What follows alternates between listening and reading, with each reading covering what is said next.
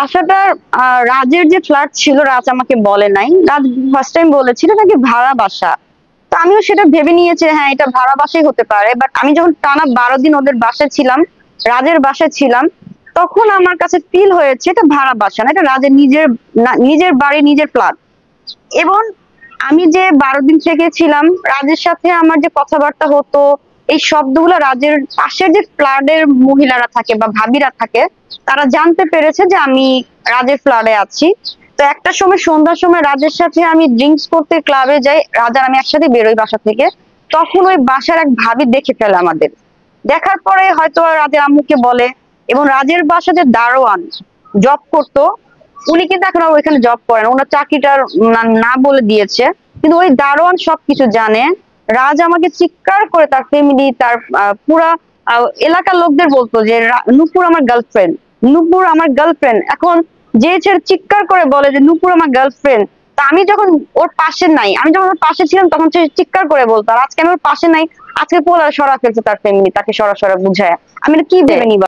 আপনিও তো একজন পুরুষ মানুষ, আপনি সত্যি করে বলতে পারবেন যে পুরুষ মানুষ যদি কোনো মেয়ের প্রতি আসক্ত হয়ে যায়, কোনো মেয়েকে যদি তার নেশা মনে হয়, সে পুরুষ মানুষ যদি পরিও পায়, আপনার কি মনে হয় যে সে পরি পাইলে ওই মেয়েকে ভুলে যাবে? এটা আমার প্রশ্ন আপনার কাছে, আপনি বলেন তো ভাইয়া। একাধিক ছবি আছে, রাজ আমাকে নিয়ে সারা ঢাকা শহর ঘুরেছে।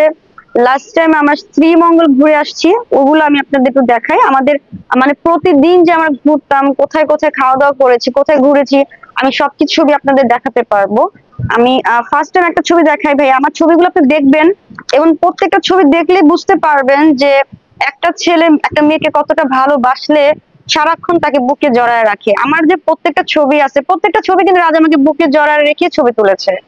তো একটা পুরুষ মানুষ একটা মেয়েকে সারাক্ষণ বুকে রাখে, সে যদি ভালোই না বাসতো, এনজয় করার তার ইচ্ছে থাকতো, তাকে কি বুকে জড়ায় রাখে কেউ বলেন? একটা ছেলে এনজয় করার যদি ইচ্ছা থাকে, সে কয়দিন করবে? টানা 2 মাস একটা মেয়ের সাথে মজা করে, এটা কি সম্ভব? আচ্ছা আমি ছবিগুলো আগে দেখাচ্ছি আপনাদের। এটা হচ্ছে রাজ। হ্যাঁ এটা হচ্ছে রাজ। এবং এই যে ছবিগুলো দেখছেন, এটা কোন জায়গার ছবি? এটা কিন্তু শ্রীমঙ্গল, আমরা লাস্টে যে ঘুরতে গিয়েছিলাম শ্রীমঙ্গলে, সেই ছবিটা। আপনি কতটা শিওর যে এই ছেলে আনমেরিড? আমি ছবিগুলোকে দেখাই। আচ্ছা দেখ, এই দেখেন ভাই, এটাও কিন্তু বুকে জড়িয়ে রাখছে আমাকে, এর আগেরটাও কিন্তু বুকে জড়িয়ে ছিল। এটা গেল, আমি আরো দেখাচ্ছি। এই যে এটা হচ্ছে আমরা 300 ফিট যখন লাঞ্চ করি দুপুর টাইমে, ওই সময়ের ছবিটা। এই যে এই ছবিটা যখন আমরা তুলি, তখন কিন্তু রাজ আমার সাথে ফিজিক্যাল রিলেশন করে নাই। তার আগের ছবি কিন্তু এগুলো দেখেন। তো একটা ছেলে একটা মেয়ের শরীর না পাওয়ার পরও তার পাশে কিভাবে থাকে। আচ্ছা আরো দেখাই প্লিজ, একটু দেখবেন। হ্যাঁ এই যে ছবিটা, আপনাদের কি মনে হয় এই যে ছবিটা আমি তুলেছি, এই ছেলে আমাকে এনজয় করার জন্য আমার সাথে দাঁড়িয়ে আছে? আপনারা বলবেন ভাই প্লিজ। এটা আপনার যখন ভালোবাসা শুরু হয়েছে তখন আপনারা বুঝছেন? হ্যাঁ তখনকার ছবি? তখনকার ছবি এটা। আচ্ছা আচ্ছা আরো দেখাই প্লিজ, ওর হাসিটা একটু দেখেন প্লিজ, ওর হাসিটা একটু দেখবেন। এই এই তো বাংলা ভারতের সিনেমার দৃশ্যের মতো। হ্যাঁ এটা একটা মনে হচ্ছে, কিন্তু ওর হাসিটা দেখলে বুঝতে পারবেন কত প্রাণবন্ত তার হাসিটা।